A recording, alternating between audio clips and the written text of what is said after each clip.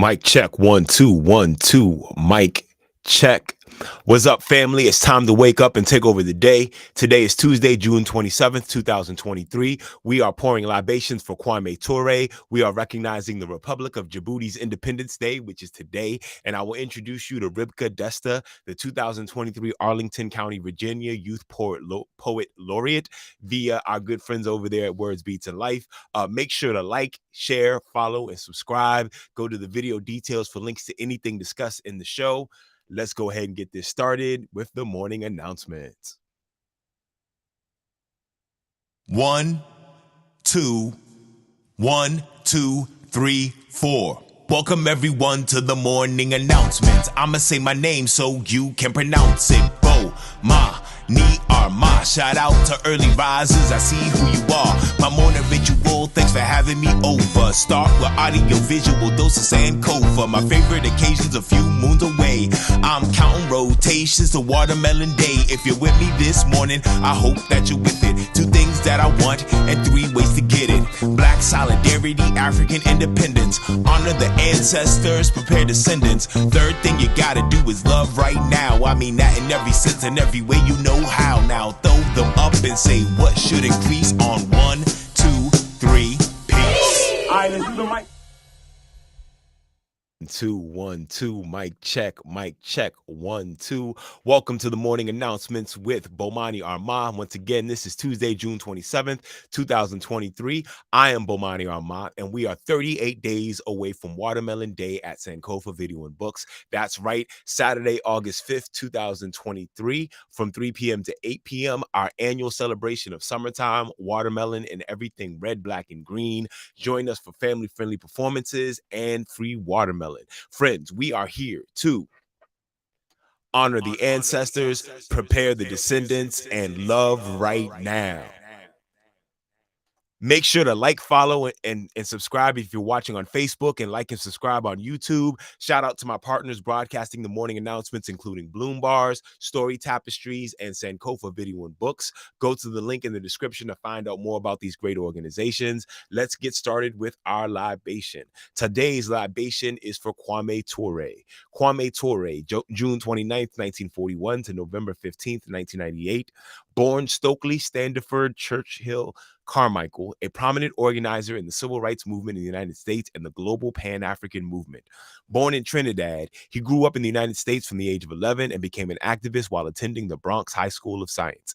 He was a key leader in the development of the Black Power movement, first while leading the Student Nonviolent Coordinating Committee, then as the honorary prime minister of the Black Panther Party, and last as the leader of the All African People's Revolutionary Party, the AAPRP. All right. Let's read this quote from Kwame Ture. If a white man wants to lynch me, that's his problem. If he's got the power to lynch me, that's my problem. Racism is not a question of attitude, it's a question of power. Kwame Ture. Let me read that quote again. If a white man wants to lynch me, that's his problem. If he's got the power to lynch me, that's my problem. Racism is not a question of attitude, it is a question of power. Kwame Ture. Thank you, Kwame Ture. This is a revelation for many of us. It needs to be the reality that we live in, understanding what kind of power it takes to protect yourself. Our oppressors are sorely outnumbered by us, and all the things they are addicted to come from the places my people are indigenous to. If they have the power to lynch me, that is a lack of planning and cooperation on the part of my people, and I am determined to end that. Kwame was determined to make sure our oppressors did not have the option to lynch us. His strategy was not based on changing their minds about us, but instead changing their access to us. This keeps you safe even when your oppressor reneges. Thank you for this wisdom, Kwame Ture. Let's pour our libation for Kwame Ture. We never forget, so never fear. For homies who ain't here, we pouring out a beer. Because of you, it'll never be the same. We keep saying your name while we pour champagne. For the mothers and the father figures, your flame still flickers. We pouring out some liquor. We're the sons and the daughters of heroes and martyrs. Honor you by pouring out some water. Friends, today's libation was poured from one Mr. Kwame Ture. Thank you very much. All right, friends. So we're gonna keep this moving. I want to make sure you understand how you can support the movement that is happening here in the morning announcements with myself, Baba Bomani, aka the Watermelon Man. I want to make sure you know about my RBG flag shirts. All right. I have the RBG DC shirt, I have the RBG Maryland shirt. The one I'm really pushing right now is the Pan-African flag shirt. As a matter of fact, this is a great setup for the speech from Kwame Ture. I'm gonna play in a few moments. I didn't even notice how well this connected. For centuries, our ancestors in Africa and America have perfected the art of growing watermelon. And we are determined to be proud of our accomplishments as a people and comfortable in our own skin. The Pan-African flag was created in 1920 to represent people of the African diaspora and to symbolize Black liberation in the United States. According to the UNIA, the red is for the blood that unites all people of Black ancestry and which was shed for libation. That is represented in the red-colored flesh of the watermelon on the watermelon RBG flag. The Black represents the people whose existence as a nation, though not a nation state, is affirmed by the existence of the flag. That is represented by the seeds in the flag, which in reality vary in colors from dark black to light brown, even sometimes white. The green stripe represents the land and the abundant natural wealth of Africa. This is represented by the green skin of the watermelon, which holds the whole melon together. This flag, like the original RBG flag, was created to give Black people in America and a world a way to a symbol that unifies the diaspora. Let me make sure you see that flag one more time. Here we go. That is the RBG flag that you can get at notarapper.com. Find more information if you go to the link in the description of this video. Thank y'all very much for supporting what we do here. Let's keep this moving. All right. So today, 6/27 is actually the anniversary of the Independence Day for the Republic of Djibouti. All right, today they earned their independence from France, and I want to put you on to some more information about Djibouti. So I brought along my favorite piano player who has created a video for every national anthem in the world. This is Miss Elsie Honey. Let me play this video for you so you can check out Miss Elsie Honey, letting you know about Djibouti while playing their national anthem. Here we go.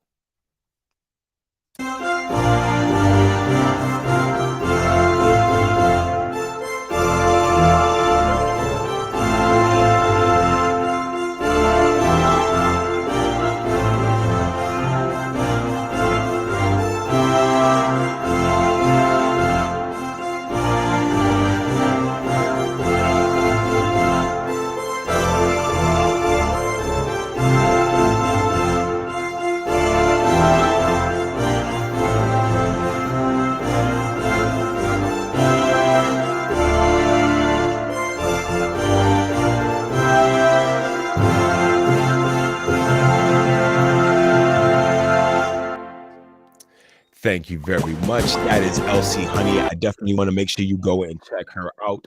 Her website, her YouTube page, she has all national anthems played out. I am trying to keep supporting this artist because I want to see her improve and keep doing these things that represent all the cultures around the world. I really appreciate the work she does. So congratulations, happy anniversary to the Republic of Djibouti. I want to make sure y'all hear the lyrics from the national anthem. You just heard the song. It's called Djibouti. The lyrics by Adin Elmi and the melody by Abdi Roble. I know I'm butchering the names. Fortunately, this is going to come back around, and by next year, I'm going to have it right. I think these lyrics are initially in Somali, but this is the English translation. The flag which has cost us dear, which extremes of thirst and pain, our flag whose colors are the everlasting green of the earth, the blue of the sky, and the white, the color of peace, and in the center, the red star of blood. O flag of ours, what a glorious sight. O flag of ours, what a glorious sight. Djibouti, the national anthem for the country of Djibouti. Congratulations as they celebrate their anniversary. Now, I want to go back and I want to share with you some words from one of my inspirations. Hopefully soon will be one of yours, one of the fathers of Pan-Africanism as we know it right now, Mr. Kwame Ture. As we poured libation for him today, I want to show you some snippets of this presentation he gave, giving the history of Pan-Africanism. Friends, this is Kwame Ture. Europe Europe everywhere speaks of European continental unity, even though Europe has fought more fratricidal wars than any other continent or all the continents put together. Europe still speaks of European continental unity. Of course, Africa will unify before Europe, but that's not the point of discussion here this evening. The fact that Europe, with all the fratricidal wars she has fought, can speak of continental unity shows this evolutionary process. Africa, like any other society anywhere in the world, was involved in this same evolutionary process, going from family to tribe to clan to nation to continent. This evolutionary process was interrupted by European imperialism. It came in two forms: slavery and colonialism. First, they took over 300 million, the strongest, out of Africa, and then they divided Africa at the Berlin Conference. So you can see that Africa herself was moving on this evolutionary process. This evolutionary process, which would lead to continental unity, and Africa will still be the first continent unified, was interrupted by European capitalism. Since it was interrupted by European capitalism and evolutionary process, the only way that Africa can unite today is through a revolutionary process aiming at a socialist economy. If capitalism destroyed us, it doesn't make sense to use capitalism to continue with it. We must use the antithesis of capitalism, which of course is socialism. And certainly if an evolutionary process has been interrupted, the only way we can capture the time lost is through a revolutionary process. We state these facts only to let you know that those of us who are revolutionary, Pan-Africanists, is not because we love revolution. It is historically determined, and we have no alternative but to follow history and to use history for the benefit of our people. So this then is the general outlines of Pan-Africanism. So you must not think that Africanism just began. Had Africa been left untrampled by European imperialism, we would have a long time achieved continental unity. Secondly, Pan-Africanism must be seen as a movement, a mass movement. And this mass movement must be properly understood. Africa, of course, because of racism, is belittled everywhere. And many people do not see Africa's constant, underline the word constant, contributions to world civilization. Since the 1940s, Africa has given, even before the 1940s, actually, we can go back to the Honorable Marcus Garvey, Africa has given to world political movements a mass character. Africans revolt in masses, never as a vanguard party. If you look at the independence struggle in Africa, it was nothing less than mass. If you look at the struggle in the Caribbean for independence, it was nothing less than mass. And even in the United States of America, the only movement they call a mass movement is our movement. Therefore, this mass character must be properly understood. Pan-Africanism has this mass character. Africans have this mass character in responding. And our responsibility is to bring this mass character together, make it precise so that it can direct its blows at the enemy, hitting him until we knock him down. Therefore, the task of Pan-Africanism is to gather the masses of our people together in the same organization, irrespective of where they find themselves, be it in Europe, be it in the United States, be it in the Caribbean, or be it in Africa. This is the first aspect, then, we must understand. Pan-Africanism found its organizational expressions in 1900. Here, a Pan-African conference, here the word conference, was organized by Africans from all over the world. They came together deciding that something must be done for Africa. One of the leading organizers of this conference was a man by the name of Henry Sylvester Williams, born in Trinidad, a man whom you should do some history on, a very, very great man. Dr. W.E.B. Du Bois attended the conference, but he was not one of the leaders in 1900. By 1917, 1918, the idea of a necessity for a Pan-African Congress, not conference, Congress, was to be called. But most of the people who did the conference were dead. Henry Sylvester Williams was dead. A lot of them were dead. Du Bois was about the only one who was alive. Du Bois recognized he had a historic responsibility to continue the work of Pan-Africanism, so he called the first Pan-African Congress. Make a clear distinction. The first one in 1900 was a conference. Du Bois, being intelligent, understanding that a conference is limited and a Congress has more elasticity and can go longer, called it a Pan-African Congress. From the 1990s up until 1945s, we could say seriously, Dr. W.E.B. Du Bois just about single-handedly kept the flame of Pan-Africanism alive. One thing must also be underlined to you. Pan-Africanism was brought into being in its organized form by the Africans outside of Africa. This was done only because of the oppression of Africa. At that time, Africa was under total colonial domination. There could be no political meetings. As a matter of fact, if you had the paper of the Honorable Marcus Garvey, you could go to jail. So the conditions were such that it was difficult for the Africans on the continent to organize. Africans off of the continent, recognizing this, came quickly to fill up that gap. So Pan-Africanism itself was brought to bear by the diaspora. But you must not think that the diaspora brought Pan-Africanism for the diaspora. Not at all. The center of the discussions has always been Africa. Yeah, that is Kwame Ture. That is a great place to end that presentation that he was giving on the history of Pan-Africanism. Please check out the link in the description of this video to hear the rest of that speech that he was giving, that presentation at a university. I really think Kwame Ture should be the face of Pan-Africanism, or the idea of Black power, more than a lot of other figures that sometimes get put up as it, because he lived it all the way through. So thank you once again, pour libation for Kwame Ture, recognizing his birthday that's happening this week. Yeah, so let's keep this moving. I've got one more thing for y'all via my good friends over at Words, Beats, and Life, and I got to get some interviews with people over at Words, Beats, and Life happening. I want to introduce you to the 2023 Arlington, Virginia Youth Poet Laureate. Her name is RIBKA DESTA, and she is an incredibly talented artist. They did these really cool bios of the Poet Laureate winners, and I'm just going to play that for you and inspire you and let you know this generation is going to be fine. We have artists like RIBKA. Here we go. I love writing poems about things I've never experienced. Deaths in the family, messy breakups, weddings. In my experience, years of serenading the irrational literary headaches in my head, lots and lots of ibuprofen, lots of exploring. I most love poems I have no reason to.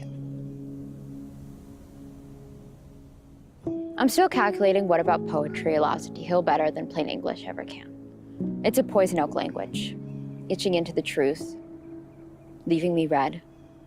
I think that poetry pulls back my iron curtain, describing in dirty detail all of the deconstruction. I think the poets speak in colors, address me in a way that lets none of me be transparent. For months, I wrote poems to the little woman that died, and not the three sisters that moved on from it. For months, I wrote poems from the naivety in my family photo albums. It took years for them to reach her. Sometimes, I write long, bitter monologues about my mother when I'm tired of the echolocation we do in bright rooms, when she sees me in black and white.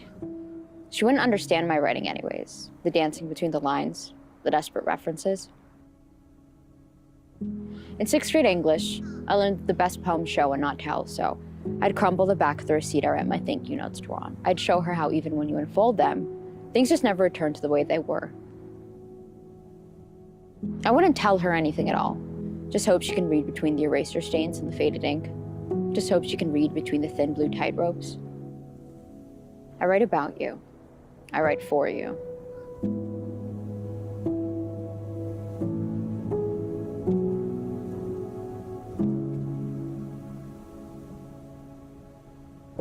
My name is RIBKA DESTA. I'm super excited to be 2023 Arlington County Youth Poet Laureate.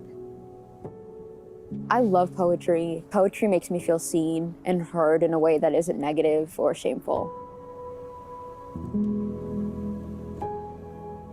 Poetry is a good way to be honest. Maybe I'm not always happy with the way I present myself to the world. Sometimes I wish I could go back and unsay something. But with poetry, you never have to worry about unwriting something, because there's always going to be at least one person who hears you and resonates with your words. And as long as my writing can help someone else, I'm never going to be ashamed of it.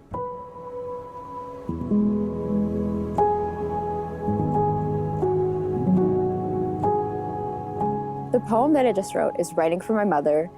At first, it was titled Poetry, and it was just about what I love about writing and poetry in general.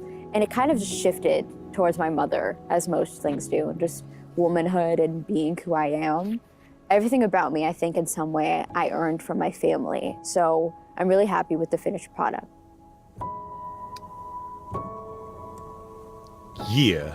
Shout out to Words, Beats, and Life. Shout out to the Arlington Youth Poet Laureate. I don't know about y'all, but that's the way I like starting my mornings, being inspired, seeing young people living out their passions, exploring the world, learning and expressing. So that is RIBKA DESTA. She said poetry is a poison oak language. And then she went into that. That was just incredible.